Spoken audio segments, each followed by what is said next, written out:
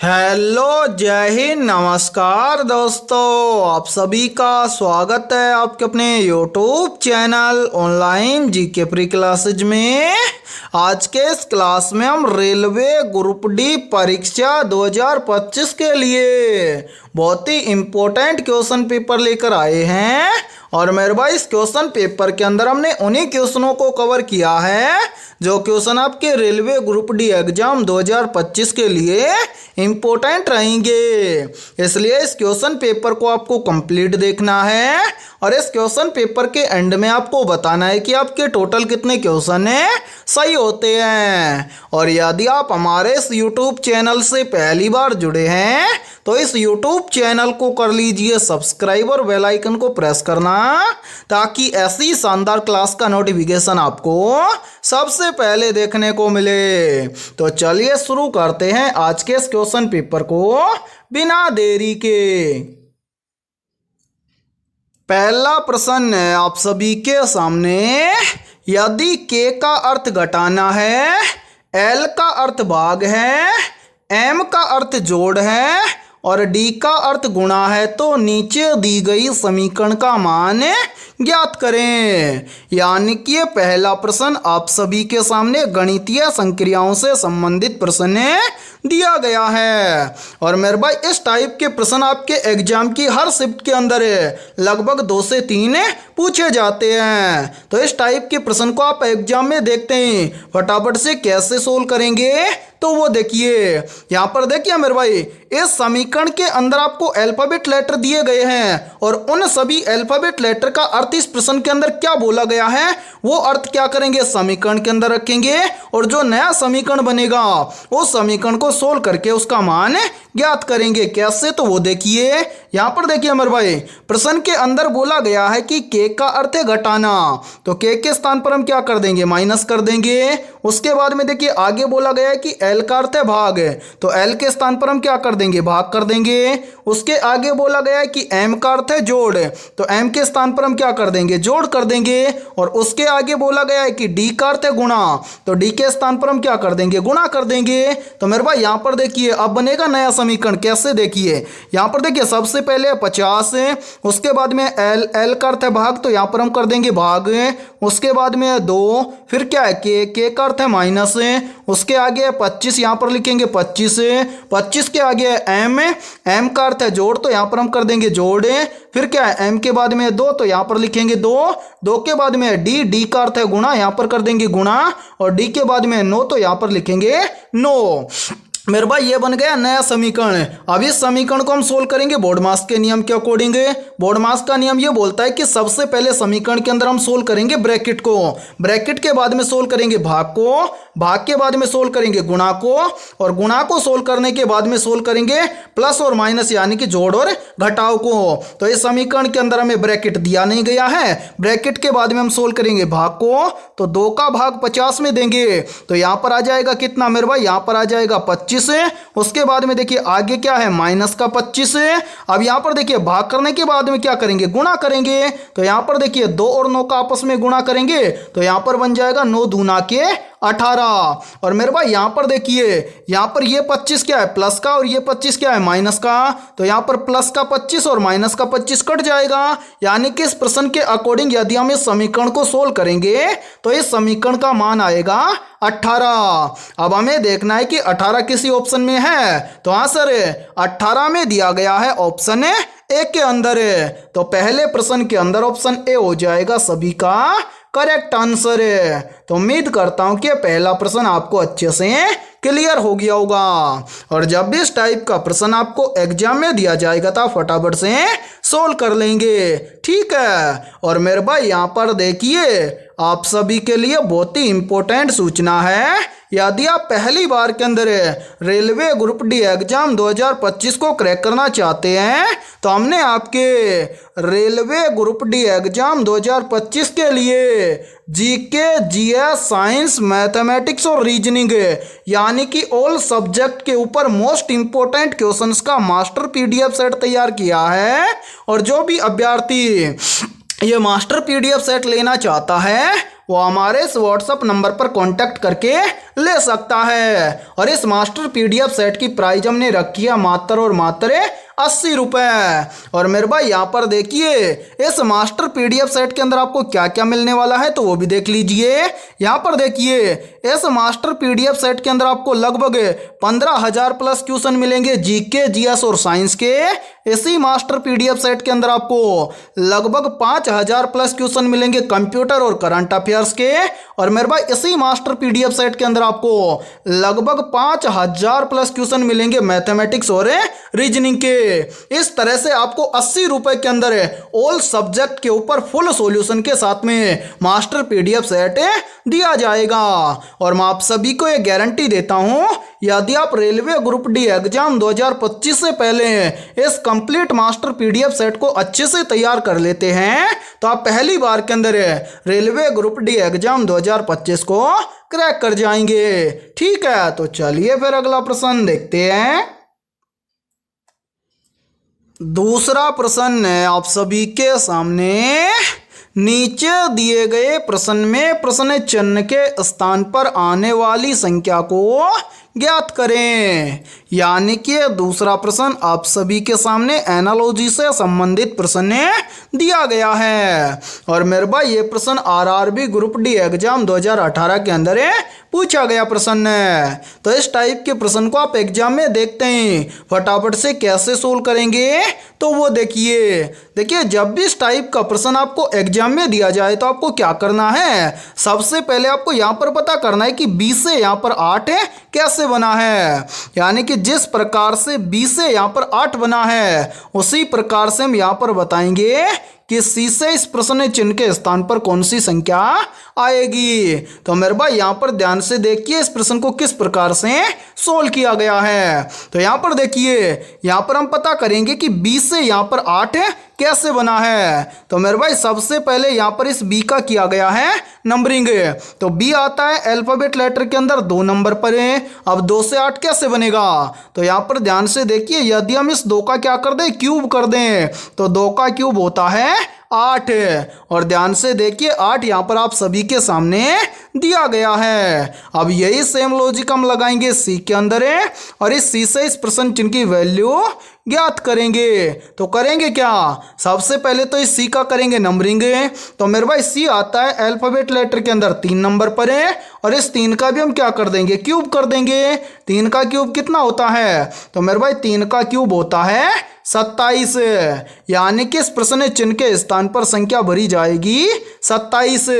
अब हमें देखना है कि 27 किसी ऑप्शन में है, तो आंसर 27 हमें दिया गया है ऑप्शन डी के अंदर। तो दूसरे प्रश्न के अंदर ऑप्शन डी हो जाएगा सभी का करेक्ट आंसर। तो उम्मीद करता हूं कि दूसरा प्रश्न भी आपको अच्छे से क्लियर हो गया होगा। और जब भी इस टाइप का प्रश्न आपको एग्जाम में दिया जाएगा तो आप फटाफट से सोल्व कर लेंगे।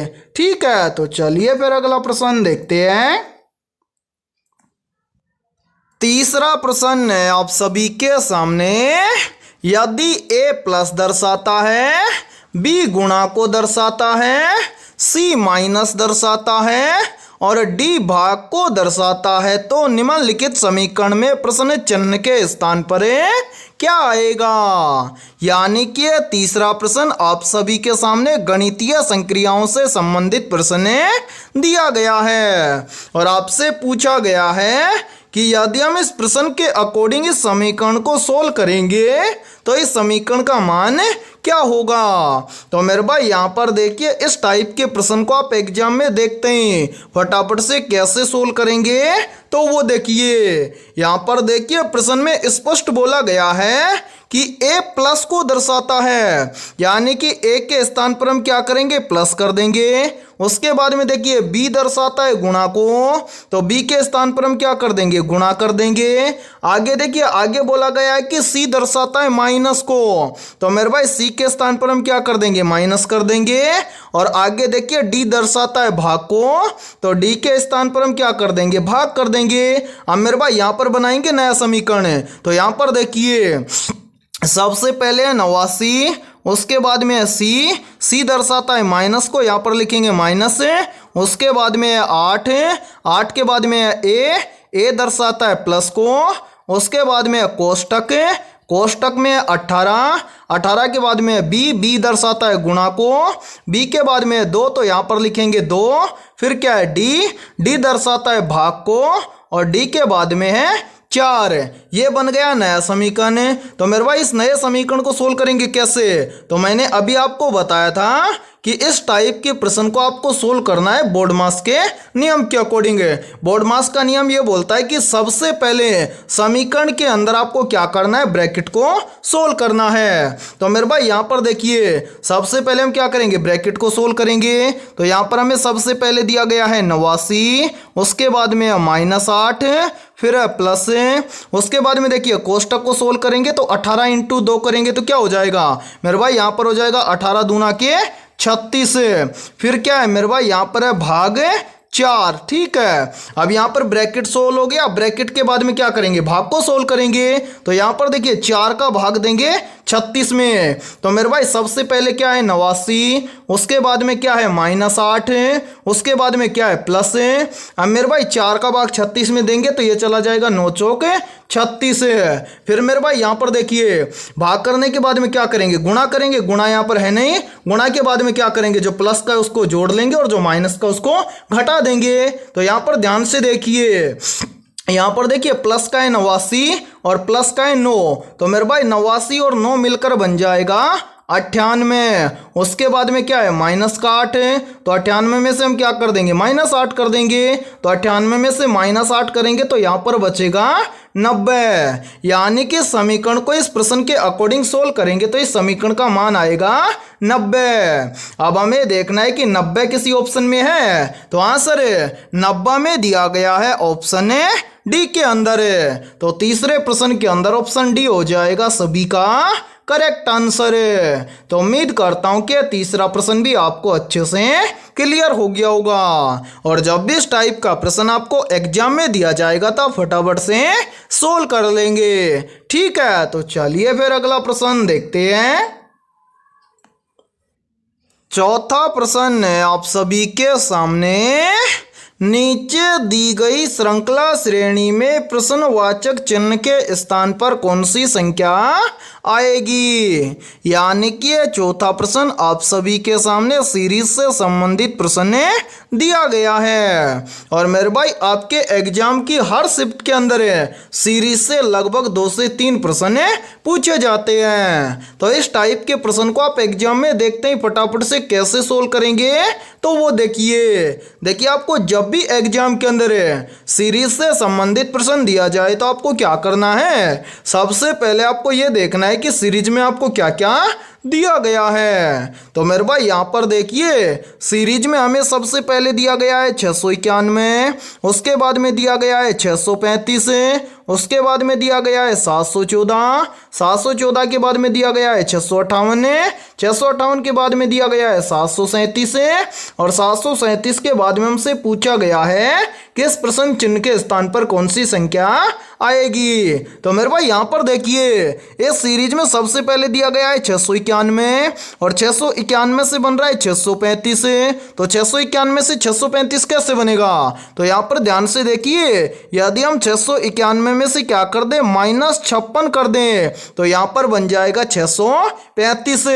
फिर देखिए 635 से बन रहा है 714, तो 635 से 714 कैसे बनेगा, तो यहाँ पर देखिए यदि हम 635 के अंदर क्या कर दें, +79 कर दें तो 635 और 79 मिलकर बन जाएगा 714। फिर देखिए 714 से बन रहा है 658।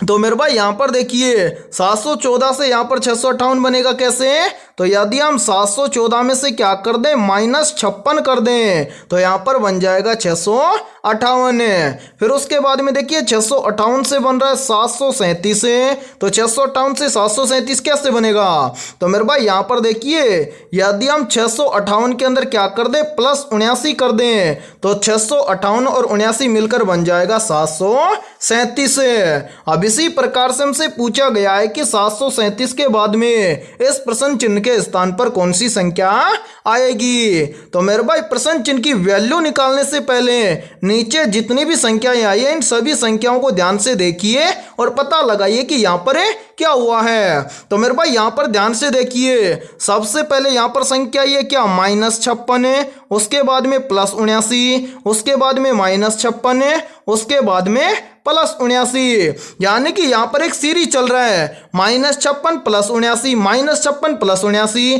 तो यहाँ पर +79 हो गया, अब यहाँ पर हो जाएगा क्या -56 है, यानी कि मेरे भाई इस प्रश्न चिन्ह की वैल्यू ज्ञात हो जाएगी कैसे, यदि हम 737 में से क्या कर दें 56 को माइनस कर दें। तो यहाँ पर ध्यान से देखिए 737 में से हम क्या कर देंगे -56 कर देंगे। तो 737 में से -56 करेंगे तो यहाँ पर आ जाएगा 681, यानी कि मेरे भाई इस प्रश्न चिन्ह के स्थान पर संख्या भरी जाएगी 681। अब हमें देखना है कि संख्या 681 किसी ऑप्शन में है। तो आंसर है संख्या 681 हमें दी गई है ऑप्शन है बी के अंदर है।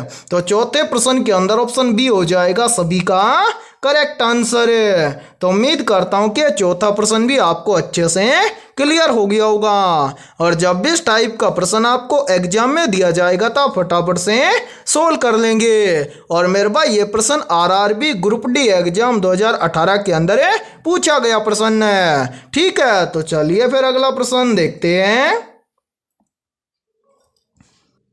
पांचवा प्रश्न है आप सभी के सामने, नीचे दिए गए विकल्पों में से संबंधित संख्या को चुनिए। यानी कि ये पांचवा प्रश्न आप सभी के सामने नंबर एनालॉजी से संबंधित प्रश्न दिया गया है और आपसे पूछा गया है कि जिस प्रकार से 9 का संबंध है 37 के साथ में और 8 का संबंध है 33 के साथ में, उसी प्रकार से 15 का संबंध किस संख्या के साथ में होगा। तो मेरे भाई इस टाइप के प्रश्न को आप एग्जाम में देखते हैं, फटाफट से कैसे सोल्व करेंगे तो वो देखिए जब भी इस टाइप का प्रश्न आपको एग्जाम में दिया जाए तो आपको क्या करना है, सबसे पहले आपको यहाँ पर पता करना है कि 9 से यहाँ पर 37 कैसे बना है। तो ध्यान से देखिए 9 से यहाँ पर 37 बनाने के लिए क्या किया गया है, सबसे पहले इस 9 का गुणा किया गया है 4 के साथ में। तो यहाँ पर देखिए 9 का गुणा 4 के साथ में करेंगे तो यहाँ पर बन जाएगा 9 चौक 36 और 36 के अंदर +1 कर देंगे तो 36 और 1 मिलकर बन जाएगा 37। और मेरे भाई ध्यान से देखिए 37 यहाँ पर आप सभी के सामने दिया गया है। अब इसी प्रकार से हम यहाँ पर देखेंगे कि 8 से 33 इसी प्रकार से बना है क्या। तो यहाँ पर भी हम क्या करेंगे मेरे भाई, सबसे पहले तो इस 8 को हम क्या कर देंगे 4 के साथ में गुणा कर देंगे। तो यहाँ पर देखिए 8 का गुणा 4 के साथ में करेंगे तो बन जाएगा 8 चौक 32 और 32 के अंदर +1 कर देंगे तो 32 और 1 मिलकर बन जाएगा 33। और ध्यान से देखिए 33 यहाँ पर आप सभी के सामने दिया गया है। अब मेरे भाई यही सेम लॉजिक हम लगाएंगे इस 15 के अंदर और इस 15 से इस प्रश्न चिन्ह की वैल्यू ज्ञात करेंगे। तो करेंगे क्या, सबसे पहले तो मेरे भाई इस 15 का हम क्या कर देंगे, सभी की तरह 4 के साथ में गुणा कर देंगे। तो यहाँ पर देखिए 15 का गुणा 4 के साथ में करेंगे तो बन जाएगा 15 चौक 60 और 60 के अंदर +1 कर देंगे तो 60 और 1 मिलकर बन जाएगा 61, यानी कि इस प्रश्न चिन्ह के स्थान पर संख्या भरी जाएगी 61। अब हमें देखना है कि संख्या 61 किसी ऑप्शन में है। तो आंसर है संख्या 61 में दी गई है ऑप्शन सी के अंदर है। तो पांचवें प्रश्न के अंदर ऑप्शन सी हो जाएगा सभी का करेक्ट आंसर है। तो उम्मीद करता हूं कि पांचवा प्रश्न भी आपको अच्छे से क्लियर हो गया होगा। और जब भी इस टाइप का प्रश्न आपको एग्जाम में दिया जाएगा तो आप फटाफट से सोल्व कर लेंगे। ठीक है, तो चलिए फिर अगला प्रश्न देखते हैं। छठा प्रश्न है आप सभी के सामने, निम्नलिखित में से कौन सी नदी गंगा की सहायक नदी नहीं है लेकिन सीधे बंगाल की खाड़ी में गिरती है। तो यहाँ पर देखिए इन चारों में से करेक्ट आंसर हो जाएगा सभी का ऑप्शन है सी, यानी कि महानदी गंगा की सहायक नदी नहीं है लेकिन सीधे बंगाल की खाड़ी में गिरती है। तो छठे प्रश्न के अंदर करेक्ट आंसर हो जाएगा सभी का ऑप्शन है सी।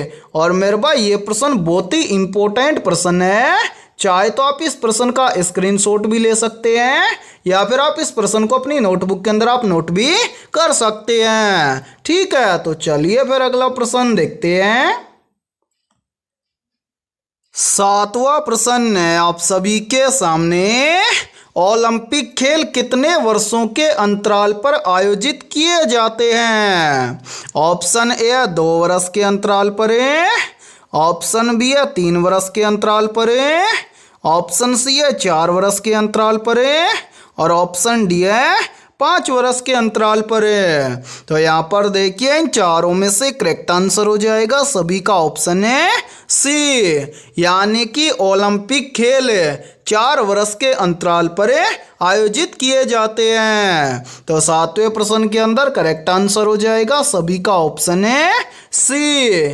और मेरे भाई यहाँ पर देखिए, यदि ये क्लास आपको पसंद आ रही है तो जल्दी से एक बार इस क्लास को लाइक कर दीजिए, और यदि आप हमारे इस YouTube चैनल से पहली बार जुड़े हैं तो इस YouTube चैनल को कर लीजिए सब्सक्राइब और बेल आइकन को प्रेस करना, ताकि ऐसी शानदार क्लास का नोटिफिकेशन आपको सबसे पहले देखने को मिले। और मेरे भाई इस क्लास के अंदर हमने उन्हीं क्वेश्चनों को कवर किया है जो क्वेश्चन आपके RRB ग्रुप डी एग्जाम 2025 के लिए इम्पोर्टेंट रहेंगे। ठीक है, तो चलिए फिर अगला प्रश्न देखते हैं। आठवां प्रश्न है आप सभी के सामने, मार्च 2024 में कौन सा देश आधिकारिक तौर पर नाटो का 32वां सदस्य बना है? ऑप्शन ए है यूक्रेन देश, ऑप्शन बी है फिनलैंड देश, ऑप्शन सी है स्वीडन देश और ऑप्शन डी है ऑस्ट्रेलिया देश। तो जल्दी से बताइए इन चारों में से करेक्ट आंसर है क्या होगा?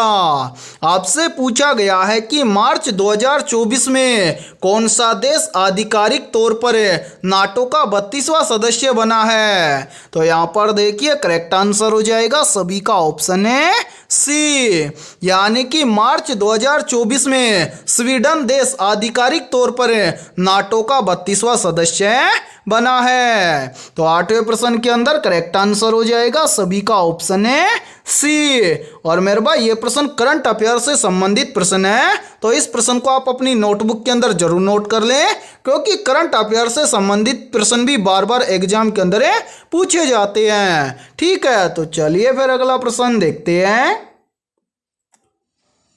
नौवां प्रश्न है आप सभी के सामने, प्लासी का युद्ध किस वर्ष लड़ा गया था?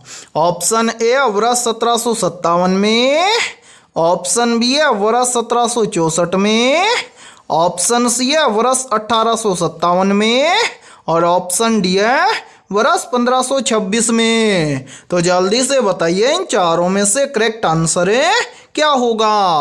आपसे पूछा गया है कि प्लासी का युद्ध किस वर्ष लड़ा गया था। तो यहाँ पर देखिए इन चारों में से करेक्ट आंसर हो जाएगा सभी का ऑप्शन है ए, यानी कि प्लासी का युद्ध लड़ा गया था वर्ष 1757 में। तो 9वें प्रश्न के अंदर करेक्ट आंसर हो जाएगा सभी का ऑप्शन है ए। तो चलिए फिर अगला प्रश्न देखते हैं।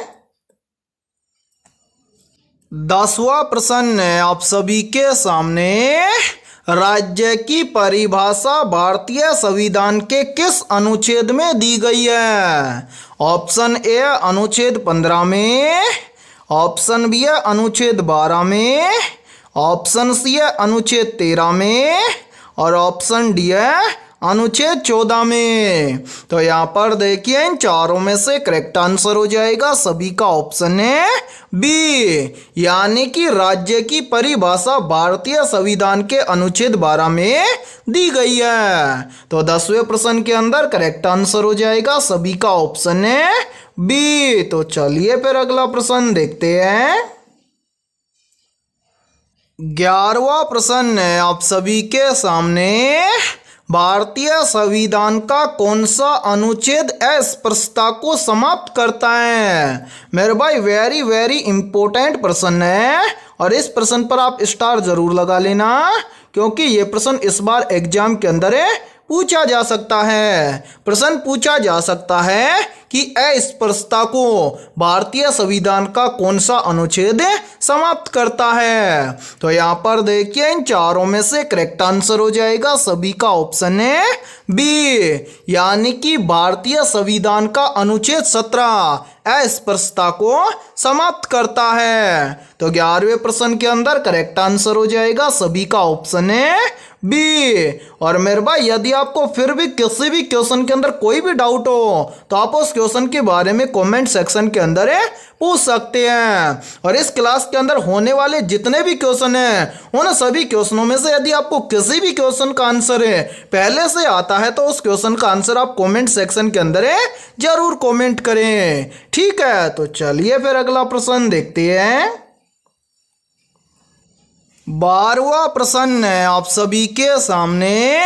शास्त्रीय नृत्य शैली कुचिपुड़ी की उत्पत्ति किस भारतीय राज्य से हुई है। ऑप्शन ए तमिलनाडु राज्य से, ऑप्शन बी है केरल राज्य से, ऑप्शन सी है आंध्र प्रदेश राज्य से और ऑप्शन डी है कर्नाटक राज्य से। तो यहाँ पर देखिए इन चारों में से करेक्ट आंसर हो जाएगा सभी का ऑप्शन है सी, यानी कि शास्त्रीय नृत्य शैली कुचिपुड़ी की उत्पत्ति हुई है आंध्र प्रदेश राज्य से। तो 12वें प्रश्न के अंदर करेक्ट आंसर हो जाएगा सभी का ऑप्शन है सी। तो चलिए फिर अगला प्रश्न देखते हैं। 13वां प्रश्न है आप सभी के सामने। स्कर्वी रोग किस विटामिन की कमी के कारण होता है। ऑप्शन ए विटामिन ए की कमी के कारण है, ऑप्शन बी है विटामिन B12 की कमी के कारण है, ऑप्शन सी है विटामिन सी की कमी के कारण है और ऑप्शन डी है विटामिन डी की कमी के कारण है। तो यहाँ पर देखिए इन चारों में से करेक्ट आंसर हो जाएगा सभी का ऑप्शन है सी, यानी कि विटामिन सी की कमी के कारण होता है स्कर्वी रोग। तो मेरे भाई 13वें प्रश्न के अंदर करेक्ट आंसर हो जाएगा सभी का ऑप्शन है सी। तो चलिए फिर अगला प्रश्न देखते हैं। 14वां प्रश्न है आप सभी के सामने। भारत का सबसे पुराना राष्ट्रीय उद्यान कौन सा है। ऑप्शन ए काजीरंगा राष्ट्रीय उद्यान है, ऑप्शन बी है जिम कॉर्बेट राष्ट्रीय उद्यान है, ऑप्शन सी है कान्हा राष्ट्रीय उद्यान है और ऑप्शन डी है बांदीपुर राष्ट्रीय उद्यान है। तो यहाँ पर देखिए इन चारों में से करेक्ट आंसर हो जाएगा सभी का ऑप्शन है बी, यानी कि भारत का सबसे पुराना राष्ट्रीय उद्यान है जिम कॉर्बेट राष्ट्रीय उद्यान है। तो 14वें प्रश्न के अंदर करेक्ट आंसर हो जाएगा सभी का ऑप्शन है बी। और मेरे भाई यहाँ पर देखिए आप सभी के लिए बहुत ही इंपॉर्टेंट सूचना है। यदि आप पहली बार के अंदर रेलवे ग्रुप डी एग्जाम 2025 को क्रैक करना चाहते हैं तो हमने आपके रेलवे ग्रुप डी एग्जाम 2025 के लिए ऑल सब्जेक्ट के ऊपर लगभग 25,000 प्लस रामबाण क्वेश्चनों का मास्टर PDF सेट तैयार किया है। और जो भी अभ्यर्थी ये मास्टर PDF सेट लेना चाहता है वो हमारे इस व्हाट्सएप नंबर पर कांटेक्ट करके ले सकता है। व्हाट्सएप नंबर है 7374826893। ये हमारा व्हाट्सएप नंबर है। इस व्हाट्सएप नंबर पर आप कांटेक्ट करके इस मास्टर PDF सेट को ले सकते हैं। और मेरे भाई इस मास्टर PDF सेट की प्राइस हमने रखी है मात्र 80 रुपये, यानी कि 80 रुपये की फीस के अंदर आपको ऑल सब्जेक्ट के ऊपर रामबाण क्वेश्चनों का मास्टर PDF सेट दिया जाएगा। और इस मास्टर PDF सेट के अंदर आपको क्या क्या मिलने वाला है तो वो भी देख लीजिए मेरे भाई। इस मास्टर PDF सेट के अंदर आपको लगभग 15,000 प्लस क्वेश्चन मिलेंगे GK GS और साइंस के। इसी मास्टर PDF सेट के अंदर आपको लगभग 5,000 प्लस क्वेश्चन मिलेंगे कंप्यूटर और करंट अफेयर्स के। और मेरे भाई इसी मास्टर पीडीएफ सेट के अंदर आपको लगभग 5000 प्लस क्वेश्चन मिलेंगे मैथमेटिक्स और रीजनिंग के। इस तरह से आपको ऑल सब्जेक्ट के ऊपर रामबाण क्वेश्चनों का मास्टर पीडीएफ सेट दिया जाएगा और ये सभी क्वेश्चन आपको फुल सॉल्यूशन के साथ में मिलने वाले हैं। तो मेरे भाई जो भी अभ्यर्थी लेना चाहता है ये मास्टर पीडीएफ सेट वो इस नंबर पर कांटेक्ट करके ले सकता है। ठीक है, तो चलिए फिर अगला प्रश्न देखते हैं। 15वां प्रश्न है आप सभी के सामने। नर्मदा नदी का उद्गम निम्नलिखित में से किस स्थान से होता है? मेरे भाई मोस्ट इंपोर्टेंट प्रश्न है ये, तो जल्दी से बताइए इन चारों में से करेक्ट आंसर क्या होगा। आपसे पूछा गया है कि नर्मदा नदी का उद्गम किस स्थान से होता है, तो यहाँ पर देखिए इन चारों में से करेक्ट आंसर हो जाएगा सभी का ऑप्शन है ए, यानी कि नर्मदा नदी का उद्गम होता है अमरकंटक की पहाड़ियों से। तो 15वें प्रश्न के अंदर करेक्ट आंसर हो जाएगा सभी का ऑप्शन है ए। तो मेरे भाई आज की इस क्लास के अंदर इतना ही। यदि ये क्लास आपको पसंद आई है तो जल्दी से एक बार इस क्लास को लाइक कर दीजिए और यदि आप हमारे इस YouTube चैनल से पहली बार जुड़े हैं तो इस YouTube चैनल को कर लीजिए सब्सक्राइब और बेल आइकन को प्रेस करना ताकि ऐसी शानदार क्लास का नोटिफिकेशन आपको सबसे पहले देखने को मिले। ठीक है, तो फिर मिलते हैं ऐसे ही बेहतरीन क्वेश्चनों के साथ सुबह 7 बजे।